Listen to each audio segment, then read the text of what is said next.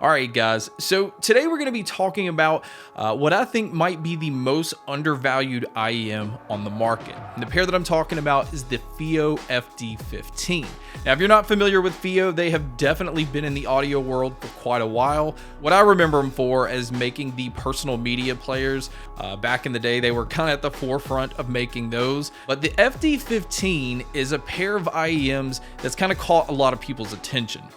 It is a high-res IEM. It's using a 13.8mm dynamic driver. The driver it's using has a metal diaphragm with a magnesium aluminum alloy dome and also DLC suspension. They've designed what they've called a frontal acoustic prism. This is something that is right at the end of the driver that's trying to dampen the treble a little bit. And they also have their own patent on what they call a Tesla valve. And this is a structure that's inside that's trying to enhance the low end or bring out the bass a little bit more. But we'll talk about this again once we get into the sound. Now, on the outside of the IEM, it is a stainless steel structure. It is a fingerprint magnet, or at least the model that I have, which is the silver one. They do have this one available in black, so I don't know if maybe this one's a little bit better at handling fingerprints. The cable that comes with these is a very nice braided cable. It does use the MMCX connection instead of the 2-pin connector.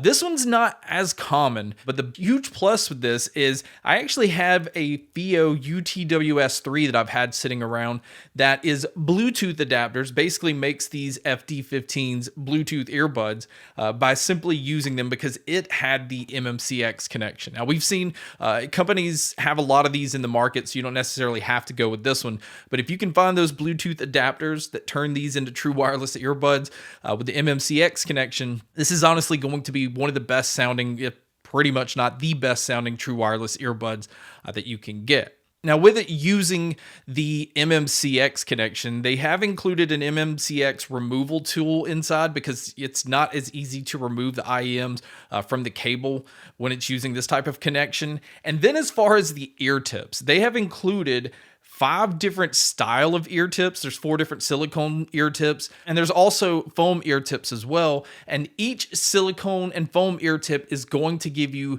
a different sound. There's some that's geared more towards vocals. There's some geared a little bit more towards the low end.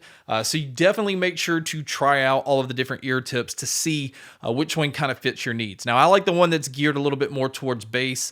It just brings out a little bit more punch in these. But again, that's going to come down just a personal preference. And then also inside the box, it does come with tuning nozzles. I am going to say I switched these from the ones that are already on the IEM to the other ones that they've included. And there's not really much of a difference. But with the tuning nozzles with other IEMs that I've tested, I've always kind of noticed that. It really doesn't change the sound that much in the first place. But it is nice that, you know, over time, if you get gunk and things on the nozzle that you already have, you can switch it out to the other pair that's included. And it does come with a 4.4mm balanced plug-in that you can switch out with the 3.5mm plug-in that's already on the cable. So it's nice that you have that ability to kind of interchange these. It is a little bit different. It's not like the screw-on type that we've seen with other IEMs and other headphones that you just normally kind of screw the adapter on top of the original plug-in. These actually just kind of pop out and switch so that you just have that as your main connector.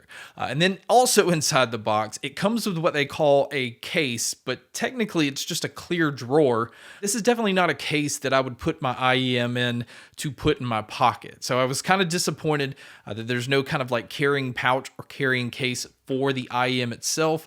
And I definitely don't consider this clear drawer to be a case.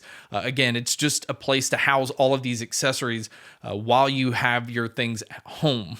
Now, as far as some of the tech specs, it does have an impedance level of only 32 ohms with a sensitivity of about 112 decibels.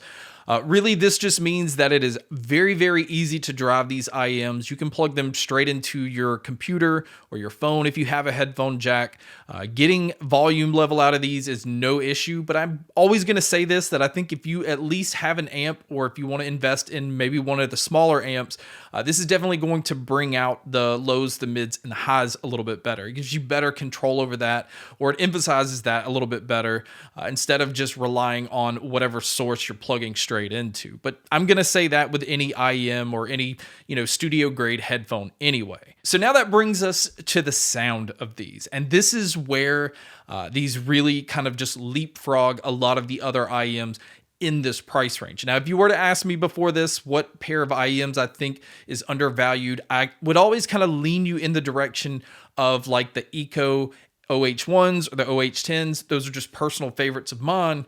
But now I can easily say the FD15 I feel is the most undervalued. I think the sound quality that comes out of these it just, again, punches well above its price range. It definitely compares to some IEMs that I've tested, again, in that $300 to $500 range, because I would consider this not necessarily balanced, because it's not like a reference or flat sound signature, but it's not overemphasized in any way where it's coloring up the sound or doing too much to it that's taking away from how I think the original recording is meant to be heard. So vocals on this pair of IEMs sound incredible. Now, that's with both male and female vocals.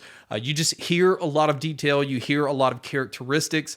Things come through extremely clear. I would say that the mids might be maybe a step or two in front of the instruments.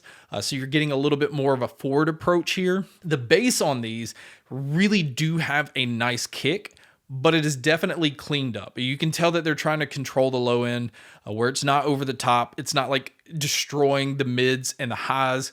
It's allowing everything to kind of do its own thing. It just has a lot of room to breathe. And the treble is very, very detailed without being overly harsh. It can get right up to that point, especially if you're going to listen to it at higher volumes. But other than that, it just, again, feels like everything is really well balanced. And if you switch it from one genre to the next, it could be something as chaotic as metal or as simple as just like easy listening, something a little bit more laid back. It feels like it just kind of morphs to each genre. It doesn't feel like it's good at one thing and not good at another. It's just fun to listen to like the whole music collection that I have without changing anything. The soundstage and the sound imaging on these, it's very, very wide. It's easy to be able to tell where sounds are coming from, and it's easy to also kind of tell the distance from where it is from you to what you're listening to. It doesn't sound like you're in a little closed room, and overall, I was just extremely impressed. From a value standpoint, if you are looking at higher end IEMs, if you're looking to spend, again, somewhere between $300 to $500, I would really recommend checking these out and comparing them to some of those IEMs in that price range. I think what the Fiio FD15s have to offer, especially again when it comes to the sound signature, just the sound quality that these have, let alone, all the accessories and all of the ear tips and options. You're getting so much in a package that you don't normally see in this price range. So that just kind of makes the Fiio FD15s a really easy IEM to recommend. But guys, that wraps up my video on these. Thank you so much for checking out this video. Thank you so much for checking out all the other videos. And as always, make sure to stay tuned for more.